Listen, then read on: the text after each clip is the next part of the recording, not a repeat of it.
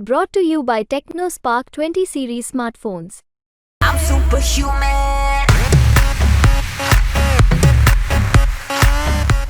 राजस्थान में 25 लोकसभा सीटों पर वोटिंग के बाद अब बीजेपी और कांग्रेस ने जीत को लेकर अपने अपने दावे किए हैं। बीजेपी चुनाव से पहले 25 सीटें जीतने का दावा कर रही थी, जिस पर पार्टी के कई नेता अभी भी बरकरार हैं। हालांकि पार्टी के अंदर खाने कई नेताओं की राय अब बदल चुकी है। तो वहीं लोकसभा चुनाव से पहले ही प्रत्याशियों के चयन में परेशानी झेल रही कांग्रेस को राजस्थान की वोटिंग से उम्मीद जगी है। कांग्रेस का मानना है कि कम से कम वो राजस्थान में 13 सीटें जीत सकती है। लोकसभा चुनाव का रिजल्ट 4 जून को आएगा और इसका असर नेताओं के सियासी भविष्य पर भी पड़ेगा। माना जा रहा है कि परिणाम चाहे जो भी रहे, राजस्थान में बीजेपी और कांग्रेस के बड़े नेताओं के सियासी ग्राफ में बदलाव लाजमी है। यदि राजस्थान में कांग्रेस 4 से 5 सीटें जीत ले तो भी इसका क्रेडिट कांग्रेस के वरिष्ठ नेताओं को मिलेगा। खासतौर पर पीसीसी चीफ गोविंद डोटासरा का कद और बढ़ जाएगा। भविष्य के लिहाज से सचिन पायलट की भूमिका भी राजस्थान में और बड़ी और महत्वपूर्ण हो सकती है। परिणाम चाहे जो भी रहे,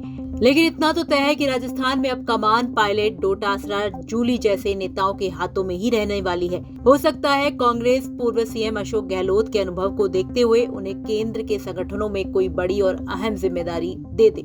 अगर बीजेपी की बात करें तो चुनाव के बाद राजस्थान को नया प्रदेश अध्यक्ष मिल सकता है। सीपी जोशी वर्तमान में बीजेपी के प्रदेश अध्यक्ष के साथ साथ सांसद का चुनाव भी लड़ रहे हैं। ब्राह्मण मुख्यमंत्री होने के चलते अब सीपी जोशी को केंद्र में बीजेपी की सरकार आने पर मंत्रिमंडल में जगह या फिर संगठन में किसी दूसरी जगह पर एडजस्ट किया जा सकता है। सीपी जोशी की जगह किसी जाट या दलित नेता को बीजेपी प्रदेश अध्यक्ष बना सकती है।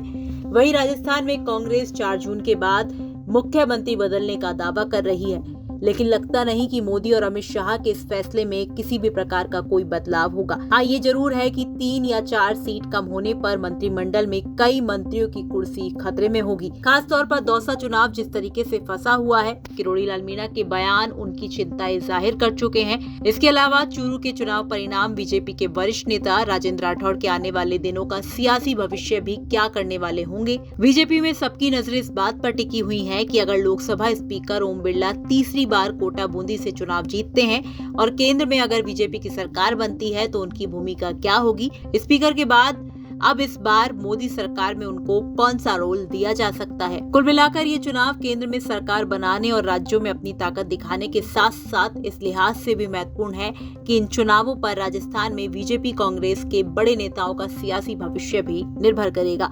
चुनाव परिणाम बताएंगे कि आने वाले दिनों में उनकी राह किसी बड़ी जिम्मेदारी के लिहाज से आसान होगी या फिर सियासी करियर पर विराम लग सकता है। ब्यूरो रिपोर्ट, राजस्थान तक।